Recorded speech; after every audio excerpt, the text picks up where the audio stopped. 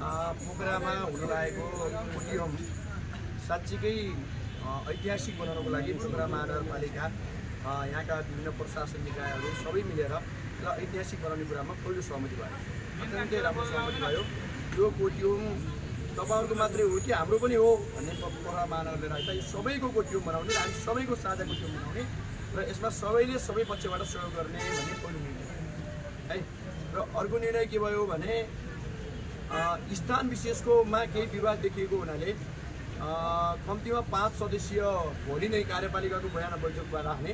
कार्यपालिकाको बैठकले भोलि बिहान 7 बजी बैठक राखिसकेपछि कार्यपालिकाका अन्य वडा अध्यक्षसँग पनि म्यान्डेट लिएर, किनभने यस अगाडि पनि कार्यपालिकाको म्यान्डेट लिनुपर्ने भएको हुनाले 5 सदस्यीय भोलि नै टिम, एउटा विवाद समाधान टिम बनाएर त्यसले चाहिँ कुन ठाउँमा के गर्न उपयुक्त हुन्छ र कसरी एकलाई अगाडि बढाउन सकिन्छ भन्ने बारेमा सहमति गरेर जाने किसिमका अहिले चाहिँ सुरक्षा निकाय, जिल्ला प्रशासन कार्यालय सहितको हाम्रो एउटा 21को सहमति बनेको छ। भोलि कार्यपालिकाको बैठक 9 बजेसम्म समितिको नाम उद्घोष नभएको र कम्तीमा पनि 3-4 दिनभित्रै सबै कुरा टुङ्ग्याउने र यो सबै पोखरेलीको साझा कोटियम बनाउने भनेपछि अब चाहिँ कोटियम चाहिँ विजय मूर्ति या मानव फाउन्डेसनको मात्र रहेन, यो पोखरा महानगरपालिका र यहाँका सबै सुरक्षा निकायले पनि यो पोखराको धार्मिक पर्यटनलाई विकास गर्नको लागि, यसको ऐतिहासिक पक्षलाई जोगाउनको लागि, राष्ट्रिय अन्तर्राष्ट्रिय क्षेत्रका कुरोहरूलाई बनाउनको लागि हामी संयुक्त प्रयास गर्ने र पर्यटन वर्ष भ्रमण वर्ष 2082लाई भव्यताका रूपमा सम्पन्न गर्ने आज सहमति भएको छ। पछि ठाउँ सारेर भयो नि गर्ने कुरो भयो नि। ठाउँ विशेषको बारेमा पनि त्यही समितिले चाहिँ निर्णय गर्छ। 5 जनाको एउटा समिति बन्छ, त्यो 5 जनाको समितिले चाहिँ उपयुक्त निकास निकाल्ने भन्ने कुरा भएको छ। हजुरले त हिजो फेरि हामी अब विजय कृष्णले सारे पनि यो ठाउँ सर्यो भने हामी सहयोग गर्दैन भन्नुभएको थियो, आज के हो?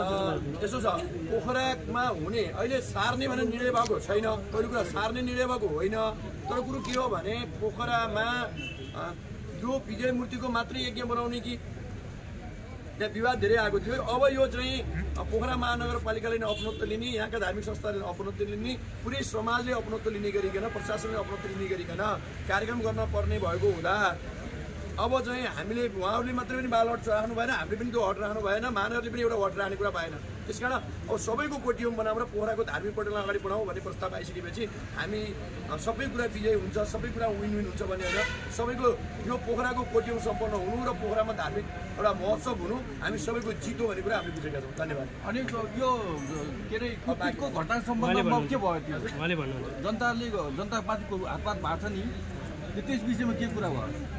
सर्वप्रथम सबैलाई राष्ट्रका चौथो अङ्ग आदरणीय पत्रकारज्यूहरू जो हाम्रो यो विषयलाई बहुत चासो राख्नुभएकोमा धेरै धन्यवाद दिन चाहन्छु। र बिहानदेखि नै अब 1 बजेदेखि भनौँ, अब लगभग अहिले 4:22 भइसकेको छ, लगभग 3.5 घन्टाभन्दा बढी एकदमै सौहार्दपूर्ण तरिकाले विगतदेखि अहिलेसम्म कोटियम मागेको सङ्कल्पदेखि यसको सम्पन्न हुनेसम्मका कुराहरू सबै निस्किए र हाम्रो परमादरणीय नगरपिता धनराज आचार्य मेयर साहबको उपस्थिति सँगसँगै सिडिओ साहबको उपस्थिति, सुरक्षा निकाय, यहाँका लब्ध प्रतिष्ठित विश्व हिन्दू महासङ्घदेखि मातृशक्ति विभाग, विभिन्न सङ्घ संस्था र केही जननिर्वाचित वार्ड अध्यक्षज्यूहरूको समेत र प्रमुख प्रशासकीय अधिकृतज्यू, महानगर प्रवक्ता, अन्य सम्पूर्ण नेपाली सेना, सशस्त्र प्रहरी, अनुसन्धान प्रमुख र नेपाल प्रहरीका प्रमुख सहितको सबैको बैठकले अत्यन्तै राम्रो, यहाँहरू सबैलाई एउटा खुसीको कुरा, एउटा आनन्दको कुरा आउनेवाला छ र विशेष गरेर महानगरले राखेका सम्पूर्ण विषयहरू पनि हामीले सुन्यौँ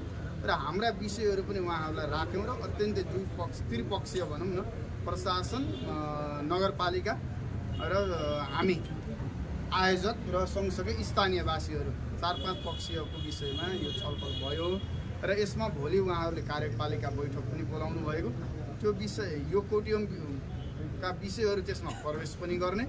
कार्यपालिकाको बैठक पश्चात नै भोलि नै यो 5 सदस्यीय एउटा समिति, त्यो स्थान उपयुक्त हो या होइन, अथवा त्यहाँबाट के वरपर चाहिँ गर्न सकिन्छ या सकिन्न, गर्नुपर्ने अवस्थामा चाहिँ त्यो जमिन चाहिँ ठिक हुन्छ कि हुँदैन, वास्तुशास्त्रको हिसाबले अथवा कार्यक्रमको हिसाबले, सुविधा शुद्धिको हिसाबले त्यसलाई निर्कल गर्ने र केही दिनभित्रै अथवा केही दिनभित्रै भनेको 3 देखि 5 दिनको भित्र भनौँ, धेरै लामो समय पनि जाने, त्यसभित्र यसको स्थानको अन्य विषय आयोजनाका विषय कार्यक्रम चाहिँ हुने भयो भन्ने चाहिँ निर्धक्क सोही मितिमै चाहिँ कार्यक्रम हुन्छ नै त्यो कुरामा चाहिँ हामी सबै नै छौँ।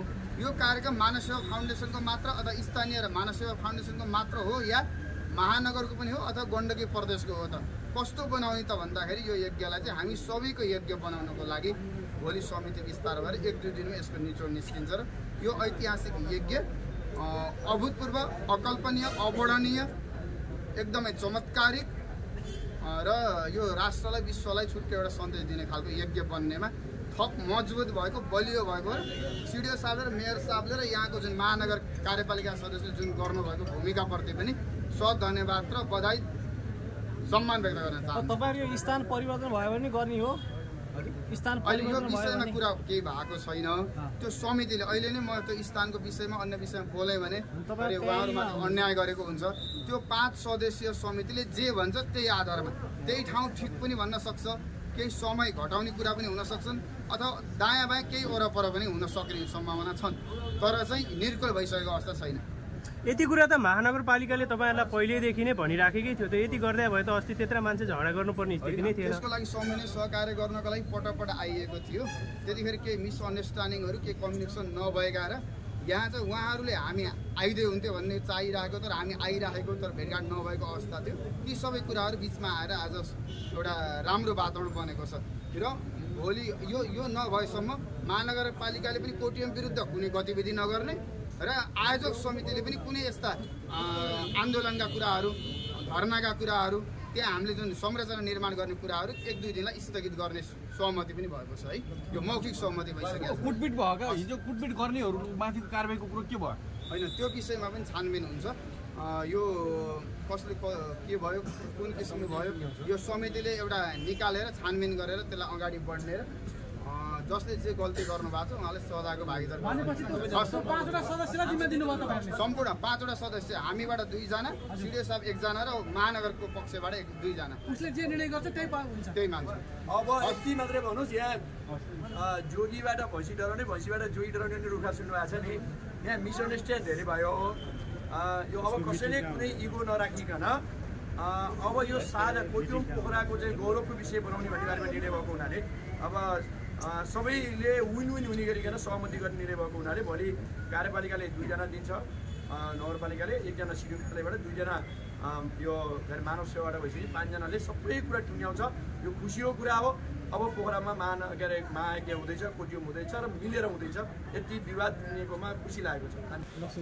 यो कोटियम को यो कार्यक्रम सञ्चालनको सन्दर्भमा आज पोखरा महानगरपालिकामा त्रिपक्षीय यो बैठक छलफल सम्पन्न भएको छ।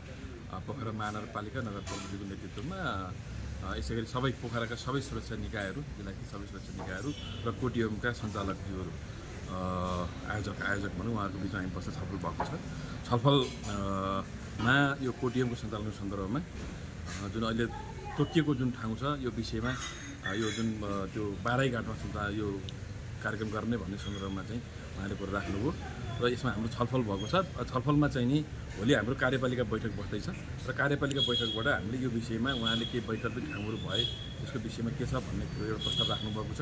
त्यो विषयमा भोलि हामी कार्यपालिका बैठकमा बसेर छलफल गरेर पहिला पनि फेरि हामीले यो त्यो जुन ठाउँ बाराइघाट जुन अहिले तोकिएको ठाउँ उहाँले त्यो कार्यक्रम गर्ने भनेर भन्नुभएको छ त्यो ठाउँको विषयमा हामीले कार्यपालिकाले त्यो ठाउँमा स्वीकृति दिन नसक्ने भनेर निर्णय गरिसकेको हुनाले यो विषयलाई फेरि भोलि कार्यपालिका मार्फतै यो विषयमा छलफल गरेर अगाडि बढ्ने सन्दर्भ भएको छ। त्यो ठाउँको विषयमा त पर्यटकीय ठाउँ त्यो भएको त्यो ठाउँमा अब गर्न हुँदैन यो स्वीकृति हुँदैन भन्ने नै हाम्रो कुरा छ। र अरू केही वैकल्पिक ठाउँहरूको विषयमा त हामीले सुरुदेखि नै अरू ठाउँको विषयमा कहीँ कतै गर्न नपाइने भनेर हामीले भनेको अवस्था पनि छैन। अरू वैकल्पिक ठाउँहरूको विषयमा हामी बसेर छलफल गर्न सक्छौँ भन्ने कुरा भएको छ। र भोलि फेरि अर्को चरणमा छलफल हुने हाम्रो कार्यपालिका बैठक सकिसके पछाडि फेरि अर्को चरणमा बसेर छलफल हुने समिति बन्ने भनेको होइन त्यसमा आज समिति बनिसकेको अवस्था छैन। समिति बनाउने प्रस्ताव आएको छ तर विषयमा कङ्क्रिट कतिजनाको समिति बन्ने के गर्ने कसरी जाने भन्ने विषयमा पुरै छलफल यो निर्णय भइसकेको अवस्था छैन। भोलि कार्यपालिका बैठकमा यो विषयमा हामी छलफल गर्छौँ र त्यसपछि मात्रै अनि यो विषय कसरी जाने भन्ने विषयमा छलफल हुन्छ। बाराइघाटमै दिने सम्भावना कति छ?